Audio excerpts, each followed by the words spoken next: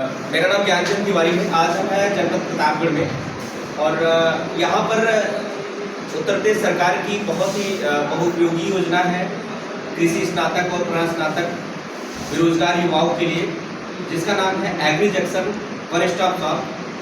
कृषि स्वावलंबन योजना के अंतर्गत इस योजना का संचालन किया जा रहा है। यहाँ पर प्रतापगढ़ में जनपद स्तरीय यह प्रशिक्षण चलाया जा रहा है, जिसमें जनपद प्रतापगढ़ में टोटल 17 विकासखंड है। 17 विकासखंड के तीन प्रशिक्षार्थियों को इसका मौका मिला है।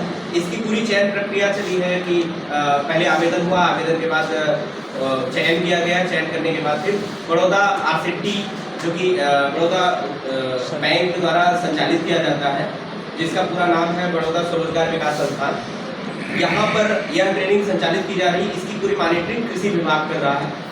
यह ट्रेनिंग पूर्ण रूप से कृषि स्नातक और प्रस्नातक बेरोजगार युवाओं के लिए है। इस ट्रेनिंग को करने के बाद जो कृषि स्नातक और प्रस्नातक बेरोजगार युवा है, इनको 13 दिन का प्रशिक्षण दिया जाता है। 13 दिन का जो प्रशिक्षण होता है यह पूर्ण रूप से निःशुल्क होता है, जिसमें इनको लंच की भी सुविधा होती है अगर और हॉस्टलिंग भी होती है। अगर जैसे कोई रुक के अपना क्लास करना चाह रहा है, किसी की दूरी है, तो वो रुक के भी अपना क्लास कर सकता है।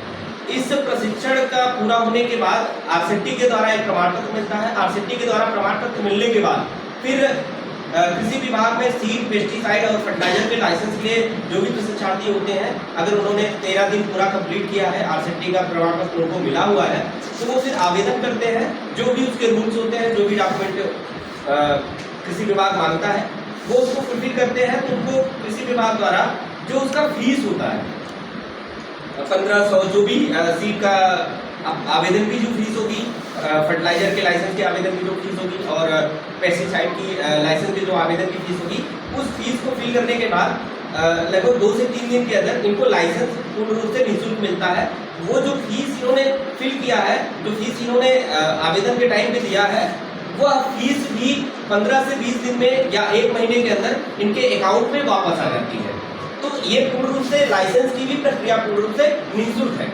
और ये जो लाइसेंस मिलता है, गवर्नमेंट इसी उद्देश्य से ये लाइसेंस देती है या ये ट्रेनिंग चलाती है कि जो किसी स्नातक, प्रस्नातक बेरोजगार युवा है, वो अपने विकास खंड के, अपने क्षेत्र के किसानों को, अन्नदाता बंधुओं को एक बेहतर तरीके से प्रशिक्षित भी करे, गाइड भी करे और एक सही रेट पर, सही मूल्य पर सही चीज, सही दवा, सही बीज, सही खाद का उपयोग करने के लिए उनको उपलब्ध कराए।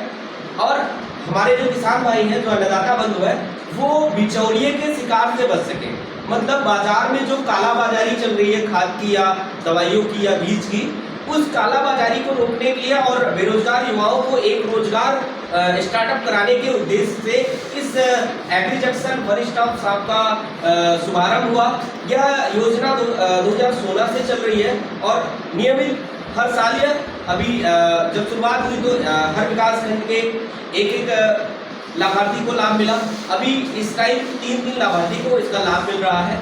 यह योजना पूरे प्रदेश में चल रही है, प्रदेश के 75 जिले में चल रही है। हर साल इसका प्रशिक्षण होता है और हर साल नए स्टार्टअप स्टार्ट होते हैं एग्रीकल्चर फील्ड में। तो आज हमारे प्रतापगढ़ डिस्ट्रिक्ट में यहाँ पे टोटल 48 पार्टिसिपेंट हैं, 48 जो प्रशिक्षार्थी हैं, इनको हम स्वयं मास्टर ट्रेनर हैं इनके, और 13 दिन प्रशिक्षण चलेगा। इस बीच में हम पूरी जानकारी हम इनको देंगे कि कृषि उद्यम स्टार्टअप कैसे करना है, कृषि उद्यम को आगे कैसे बढ़ाना है, हमें एग्री जंक्शन का मेन मोटो क्या है और एग्री जंक्शन का प्रमोशन कैसे करना है, एग्री जंक्शन आगे कैसे बढ़ सकता है, कहाँ से क्या क्या चीज़ें कृषि उद्यम के साथ साथ, एग्री जंक्शन के साथ साथ और भी क्या क्या चीज़ें हम जोड़ सकें, जिससे कि ज़्यादा से ज़्यादा हमारी इनकम हो सके। आज के सेशन में, आज पिछले 20 तारीख से चल रहा है यह प्रोग्राम। आज का जो दिन है ये चौथा दिन है। आज हम लोग FPO के बारे में डिस्कस करेंगे, क्योंकि एग्रीकल्चर फील्ड का भारत सरकार के एक बहुत ही बड़ा प्रोग्राम है FPO।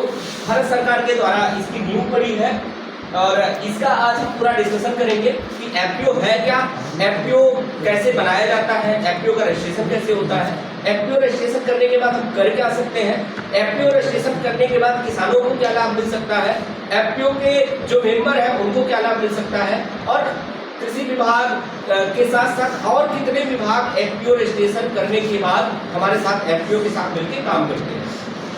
ठीक है बस।